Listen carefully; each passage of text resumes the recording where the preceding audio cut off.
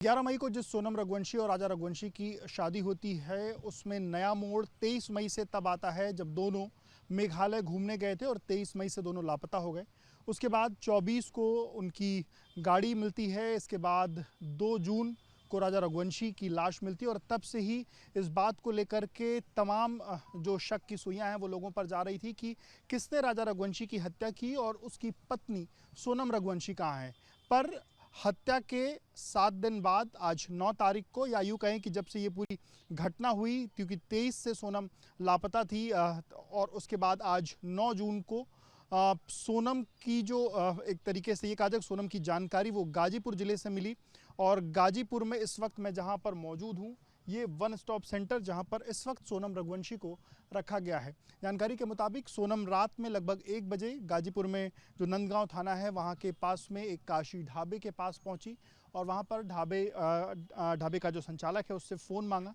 और फ़ोन मांग करके अपने परिवारजनों से बातचीत करने को कहा। और इसी दौरान बातचीत में वो भावुक हुई और उसके बाद जब उसके परिजनों ने ढाबा संचालक से बात की तो उन्होंने कहा कि इसकी जानकारी जो है वो पुलिस को भी दे दी जाए और बताया जाए कि जो मेघालय का कांड है अगर उसके बारे में बताया जाएगा तो पुलिस अपने आप चीज़ें समझ जाएगी। लगभग 2 बजे तक पुलिस आती है और उसके बाद 2 से 3 तक पुलिस सोनम से पूछताछ करती है। फिर पूछताछ के बाद जब पुलिस को पूरी बात ये पता चल जाती है कि शिलोंग में जो दंपत्ति गायब हुए थे जिसमें पति की हत्या के बाद पति का जो शव है वो मिल गया था, लेकिन पत्नी नदारद थी, वो पत्नी सोनम है। और उसके बाद फिर सोनम का मेडिकल परीक्षण के लिए लाया जाता है। सामने की तरफ में जो आपको अस्पताल दिख रहा है, ट्रामा सेंटर दिख रहा है, यहाँ पर लाया जाता है और उसके बाद मेडिकल के बाद फिर सोनम को अब यहाँ रखा गया है वन स्टॉप सखी सेंटर में। लगभग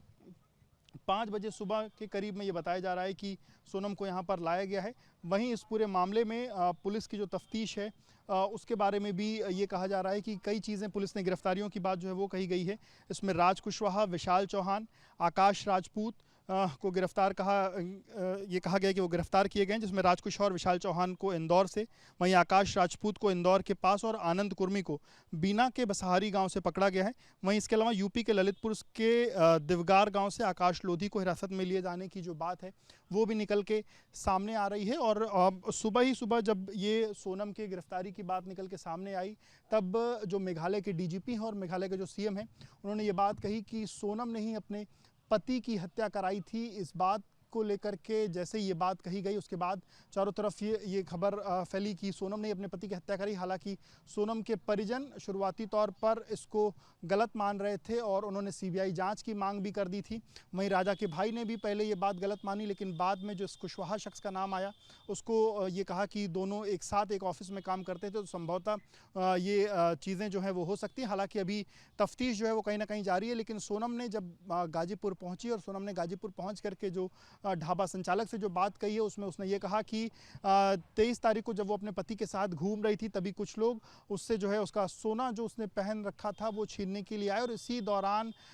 उसके पति के बीच में और जो लोग सोना छीन रहे थे उनके बीच में झड़प हुई और उसके पति को वहीं मार दिया गया था। और उसके बाद से सोनम गायब है। सोनम का कहना है कि उसके बाद से लेकर के आज तक क्या हुआ ये सोनम को नहीं पता है। फिलहाल जो मेघालय पुलिस है वो थोड़ी ही देर में यहाँ पहुँचने वाली है और उसके बाद सोनम को यहाँ से ट्रांजिट रिमांड पर लेकर के मेघालय जाया जाएगा और उसके बाद देखना होगा कि सोनम पूछताछ में क्या चीजें बताती है।